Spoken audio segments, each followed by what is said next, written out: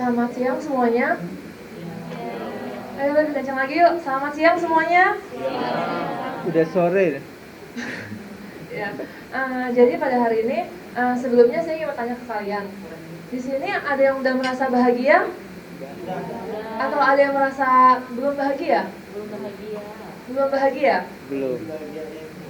Nah, saya Marcelina. Hari ini saya akan menceritakan bagaimana cara kita bisa bahagia. Nah, sebelum kita mencari tahu nih apa itu cara bahagia, saya mau nanya dulu. Sebenarnya tidak bahagia itu seperti apa sih? Mungkin ada yang boleh kasih contoh? Kayak stres, depresi, kenapa?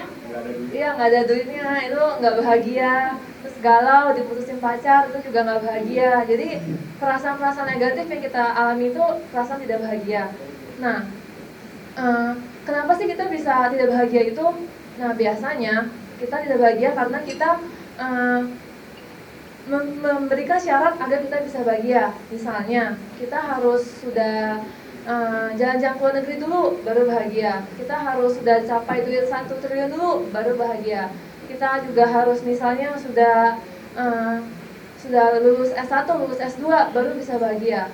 Nah, selain dari itu, kita juga biasanya suka menggantungkan kebahagiaan kita kepada orang lain.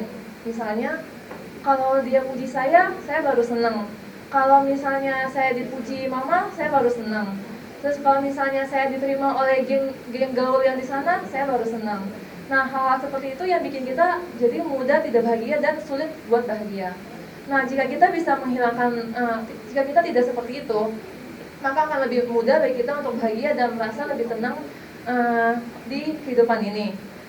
Nah, salah satu cara-cara agar bisa bahagia adalah sebenarnya sangat mudah dan simpel, yaitu cukup nikmati apa yang kita miliki sekarang. Misalnya sekarang mungkin belum punya uang 1 triliun, tapi udah punya uang misalnya 1 juta buat beli tiket konser, itu udah bisa cukup bahagia kan sebenarnya. Jadi kayak nggak usah yang terlalu muluk-muluk atau sulit agar bisa bahagia gitu.